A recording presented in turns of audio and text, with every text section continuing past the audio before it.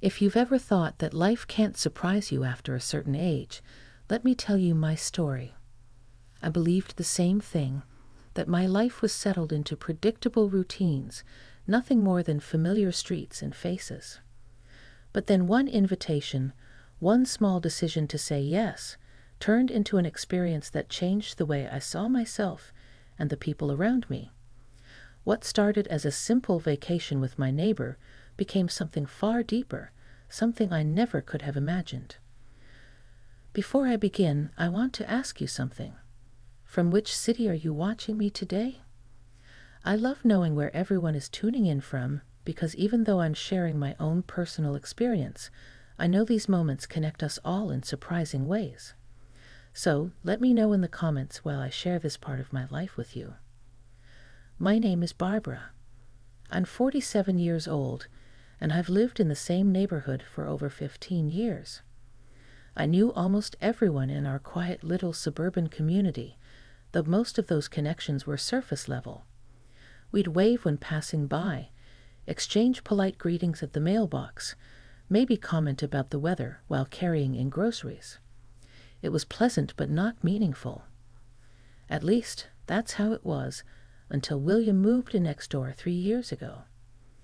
William was around my age, perhaps a little older, 50 at most.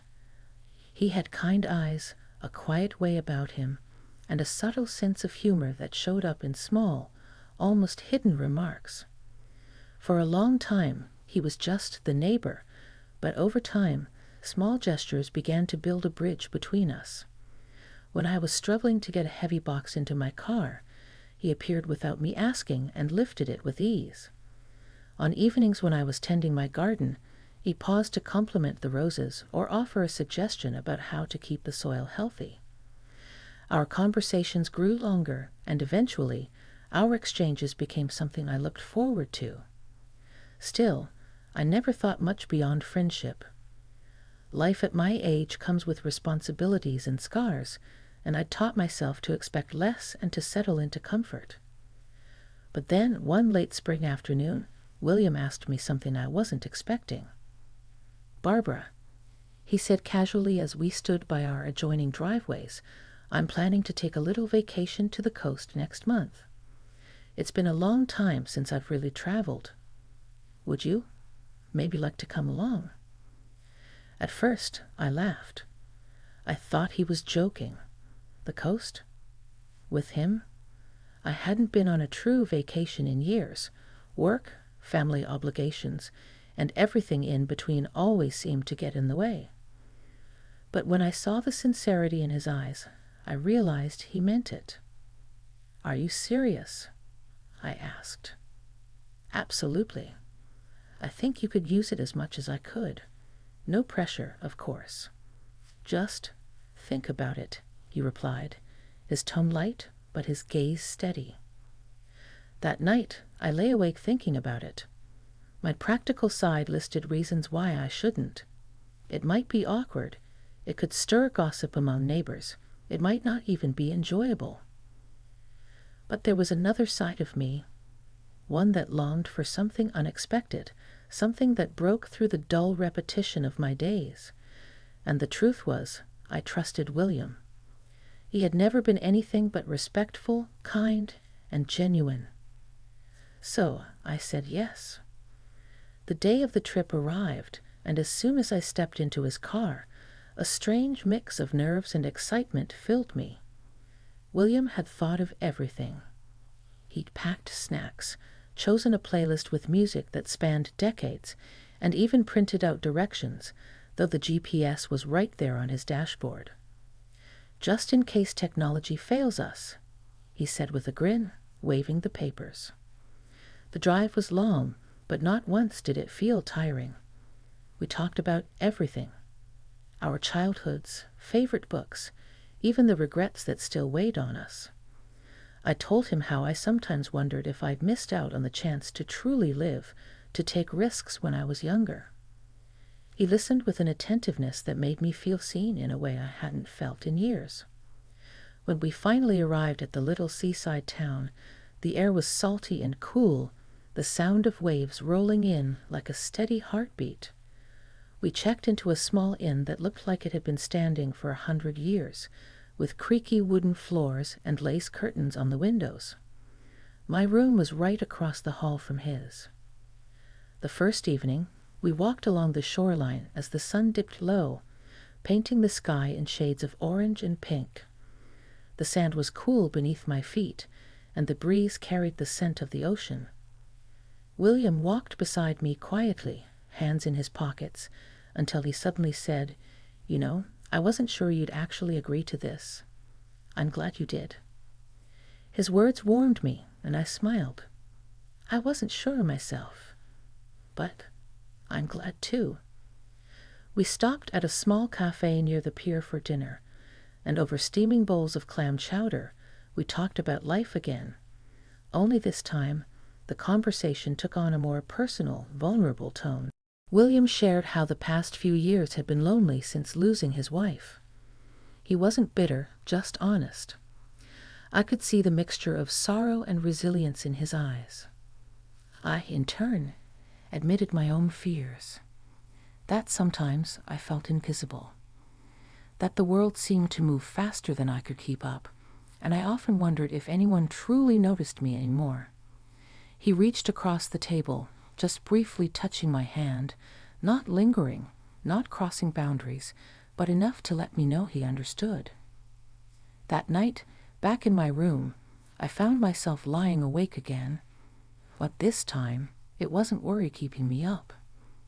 It was a strange, comforting sense of possibility. The kind of feeling I hadn't experienced since I was much younger, when the future seemed full of open doors instead of closed ones. The next day was even more revealing. We explored the town together. Antique shops, old bookstores, quiet corners where locals gathered. He bought me a seashell necklace from a vendor, insisting it matched my spirit. I laughed at his choice of words, but when he fastened it around my neck, I felt a flutter I hadn't felt in years.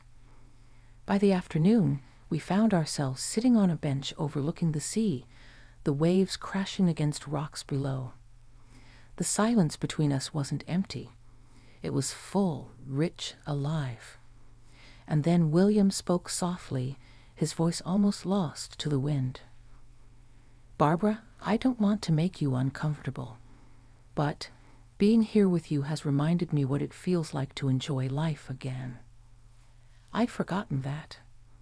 I looked at him, and in that moment I saw not just my neighbor, but a man who carried his own quiet strength and vulnerability. A man who had, without either of us planning it, opened a door to something new. I didn't know what the rest of the trip would hold. I didn't know if this was the start of something lasting or simply a fleeting connection. But what I did know was that I felt alive. And sometimes that's enough to begin with. Morning light poured through the lace curtains, drawing thin silver lines across the floorboards and over the suitcase I hadn't quite unpacked. I woke before the alarm because the ocean never really lets you sleep in. It nudges you awake with the hush of its breathing, like a steady reminder that time is moving. I lay there a few moments, listening, thinking about how yesterday had ended, William's quiet admission on the bench, the way it settled in my chest like a stone that wasn't heavy but grounding. There was a warmth in it, and also a tremble. I didn't know what to do with either, so I started with coffee. The inn's little breakfast room smelled like toast and oranges.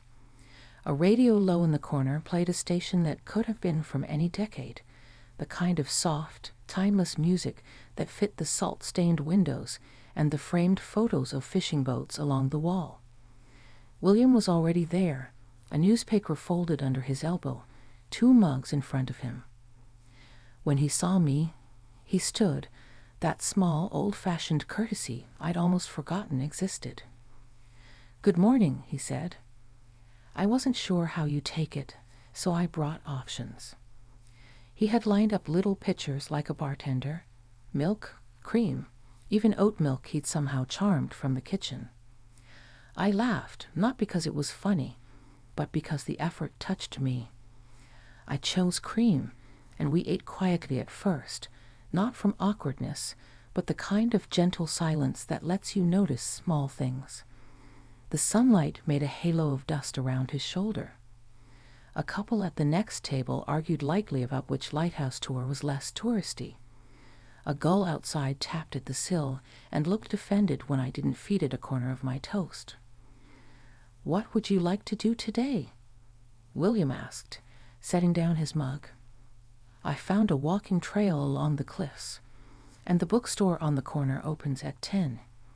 The owner told me they have a section of travel journals. I thought you might like that."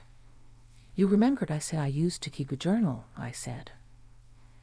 "I listen," he replied, "and it wasn't boastful. It was just true." We started with the trail. The path wound up through a scrim of wind-bent pines, their needles calmed in one direction by years of weather. The ocean roared loud enough that words felt almost unnecessary, so we walked in rhythm, the crunch of gravel under our shoes and the call of distant gulls keeping time. When we reached a lookout, waves threw themselves against the rocks, white lace breaking into diamonds of spray. I stood near the railing, the breeze pulling my hair from its clip. "May I?" he asked, lifting a hand toward the stray strands. I nodded. He gently twisted the clip closed and lowered his hand. There was nothing rushed in the gesture.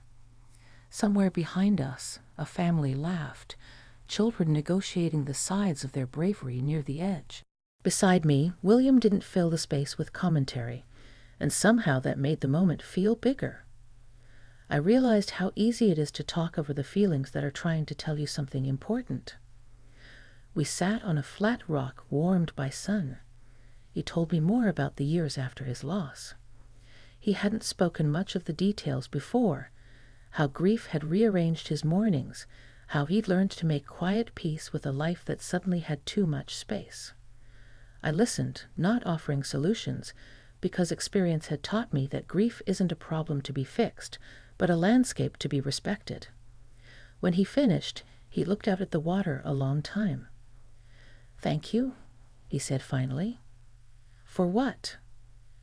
"For letting me say it out loud to someone who won't turn it into a project." We headed back to town around noon, stopping for cold lemonade from a street cart. The man pouring it wore a knotted apron and the kind of smile that said he knew exactly how welcome his drinks were in the heat. We carried our paper cups to a bench and watched a group of teenagers practice tricks on battered skateboards. One of them fell, popped up, laughed at himself, tried again. It felt like a small parable about getting older. The body learns caution, but the heart still longs to try. The bookstore was a cool cave of wooden shelves and paper-scented quiet. A small bell announced our arrival, and a woman with gray curls and glasses nodded from behind the counter as if she were greeting frequent guests. We separated in that companionable way people do when they trust each other not to vanish. I found the travel journal section easily. Dog-eared field guides, notebooks with thick covers, slender diaries with ribbon markers. One, bound in faded blue linen, had a small brass clasp and a page at the front that said, "For the record of days you didn't want to forget." I held it, feeling the weight of possibility in my hands. William appeared at my shoulder, and I turned the book so he could see. "Buy it," he said softly. "It suits you." "I haven't written in years," I admitted. "What if I don't keep it up?" "Then it will hold a few very good days," he said, as if the measure of a life might be the precision of its moments rather than the span of them. We bought it, along with an old postcard of the town's pier at dusk. The shopkeeper slid the journal into a paper bag and tucked the postcard inside without charging for it. "A souvenir," she said, "from one recorder of days to another." In the afternoon, clouds gathered like a council over the water.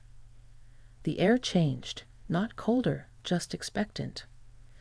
By dinner, the first drops tapped the windows, and the inn's hallway lights blinked once, twice, then steadied. We chose the little restaurant across from the inn because it looked sturdy. the kind of place that had already stood through 100 storms. Inside, everyone spoke a bit louder and closer, as if to insist on the cheerfulness of walls and company against whatever the weather wanted to discuss. We ordered soup again, this time a tomato basil that came in thick, white bowls with handles. Halfway through, the power flickered and went out. A small cheer rose, and then candles appeared as if the room itself had been practicing for this. Someone produced an old battery radio, and music from some faraway station drifted in. The storm pushed at the windows, but the restaurant answered with clinking cutlery and a waitress who said, "Well, we'll just keep going, won't we?" William looked at me over the candle between us. The flame made a small, bright theater of his face. "Are you all right?" he asked. "I am," I said, surprised to hear how true it sounded. "May I sit beside you?" he asked, gesturing to the empty space on my side of the booth. I moved over. He slid in, not quite touching me, leaving a respectful inch of air. The kind of space that says you are free to lean in if you want to, and you are free not to. The radio found a melody that might have been from our youth, something with a soft drum and a patience that modern songs seldom allow. A couple near the door began to sway, standing in a circle of candlelight as if they had conjured a ballroom out of rain and good humor. "Do you dance?" William asked, a smile in his voice. "I used to," I said, "very badly." "Then we'll match." We stood. The floor was sticky in places where someone had spilled a drink, and the candlelight made everything feel like a memory, even as it was happening. He held out his hand and waited. I placed mine in his. There was nothing urgent in the touch, just a steady warmth, the wordless courtesy of asking and answering and finding a shape together in time. We swayed. We laughed once when I stepped on his shoe. The storm threw a handful of rain at the window like coins. Somewhere, someone tried to harmonize with the radio and missed, and nobody minded. "Barbara," he said quietly, and I looked up. "May I hold you closer?" "You may," I said, and I moved into the space he offered. The permission mattered. The asking mattered even more. He drew me in gently, and I set my cheek against the fabric of his shirt. It smelled like clean cotton and a trace of aftershave, the kind that doesn't announce itself, but arrives like a remembered room. We didn't speak for a while. We didn't need to. The music did what it's always done for people like us, translating how the heart wants to stand with another heart, without making promises it can't keep. When the song ended, we returned to the booth and found our soup still warm. The power blinked back to life, and a thin line of applause ran through the room as if the lights themselves had performed. We finished dinner, then braved the short dash across the street.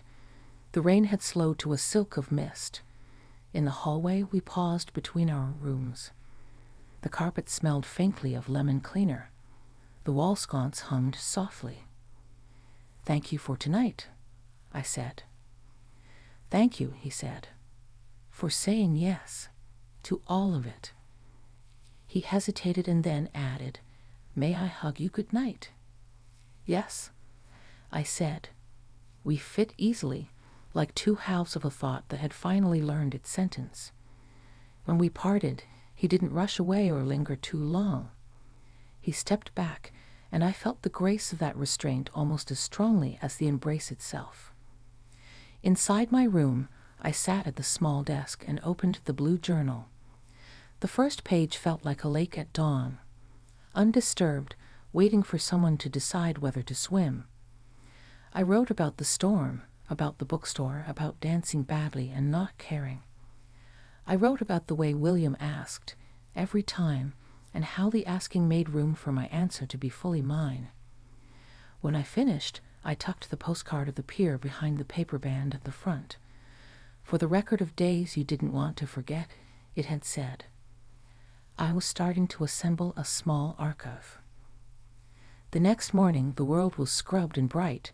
the kind of clean that happens only after the sky has had its say. We rented bicycles with wicker baskets and bells that made a pure little sound.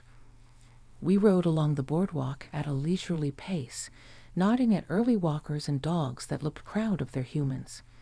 At a corner where the wind gathered, William stopped and pointed. Below the railing, a narrow set of steps led down to a cove I hadn't noticed, half hidden, a small amphitheater of rock and sand where the tide left its secrets. "Let's see what the water brought in," he said. On the beach, the morning's treasures lay in a ribbon along the line where the waves had sighed out. Pale driftwood, sea glass shaped like gumdrops, shells stippled with tiny ferns of pattern. I crouched and found a small, smooth piece of green glass, edges dulled by time and travel. I held it to the light, and it glowed like a held leaf. "Here," William said, and when I turned, he was holding a flat stone about the size of my palm. In the center, nature or luck had drawn a pale heart. Not perfect, the way hearts never are, but unmistakable. He placed it in my hand and didn't make a speech. Some gifts don't require narration. We sat on a low rock and watched a fisherman in a yellow slicker cast his line with patient ritual. William cleared his throat, the way people do when they want to say something carefully. "I don't want to rush you," he said. "I don't want to rush anything. But I also don't want to pretend this is just a pleasant trip we'll forget next week. Would you consider, when we go home, letting me take you to dinner? Not as neighbors who share a fence. As two people who met beside the ocean and decided to keep talking. The simplest questions can be the hardest. They carry a history in them. I thought about my house, the routine I'd built like a fortress, the version of myself that had learned to be safe rather than surprised. I thought about the feeling of being seen without being solved. I looked down at the heart on the stone, irregular, weathered, a shape made by pressure and time. "Yes," I said, "I would like that very much." He exhaled a little, laughed under his breath, as if he'd been holding a note longer than he'd meant to. We didn't seal it with a kiss, not then. We sealed it with a plan. A date at the diner on the corner back home, the one with the good lemon pie, next Friday at 7. Sometimes the promise of an ordinary evening is the most romantic thing you can set on a calendar. On our last evening, the town unfurled a sky so generous with color it felt almost brazen, lavenders and persimmons, the sun drawing a last hot line along the horizon. We returned to the pier from the postcard, because good stories like to circle where they began.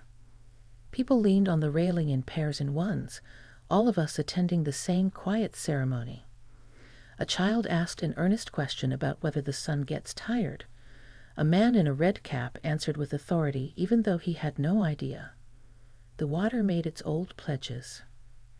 "May I hold your hand?" William asked. "Yes," I said, and our fingers found the simple, ancient way of being together. We stood like that through the end of the light, and when the first evening star made itself known, I felt the surprising ease of it, the way my life, which had seemed so set, suddenly had room again. Not because anything had been taken away, but because something had been added, not drama, not frenzy, just a line of music I could hum as I walked home. We didn't rush goodbyes the next morning. We packed slowly, stopped for coffee, thanked the innkeeper whose smile said she'd seen these beginnings before. The drive back was quieter than the drive out, not from sadness, but from a fullness I didn't want to dilute with chatter. We pointed out small things to each other, the hawk making lazy circles above a field, the roadside stand selling peaches, the way the clouds arranged themselves like pages in a book. When we pulled into our street, the familiar map of home unfolded. The jacaranda that sheds purple confetti in spring, the slightly crooked mailbox I keep meaning to fix, the neighbor's dog that pretends not to like anyone and then leans hard against your shin. Standing by our cars, We met each other's eyes the way you do when you are grateful and a little astonished. "I'll see you Friday," he said. "I'll be the one with the journal," I replied, lifting the paper bag with the blue book inside. That evening, alone in my kitchen, I made tea and opened the journal again. I wrote about the storm and the dancing and the heart-shaped stone.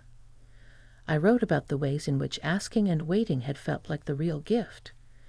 And then I wrote something I hadn't expected to write. I am not finished being surprised by my life. I read the sentence twice because it looked like it belonged to someone braver than me. But it was mine. That was the surprise. I set the journal beside the vase on the table and held the stone in both hands for a long moment. Outside, the neighborhood went about its business. Sprinklers hissed. Someone's television murmured through an open window. A far-off siren lifted and faded. Inside, a quiet kind of happiness settled in like a guest who doesn't need entertaining. It didn't erase the past or guarantee the future. It just made the present wider. Before bed, my phone buzzed. A text from William. "Thank you for the record of these days. Sleep well, Barbara." I smiled at the phrasing.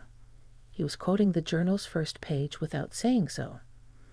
I typed back, "Sleep well, William. Friday, 7."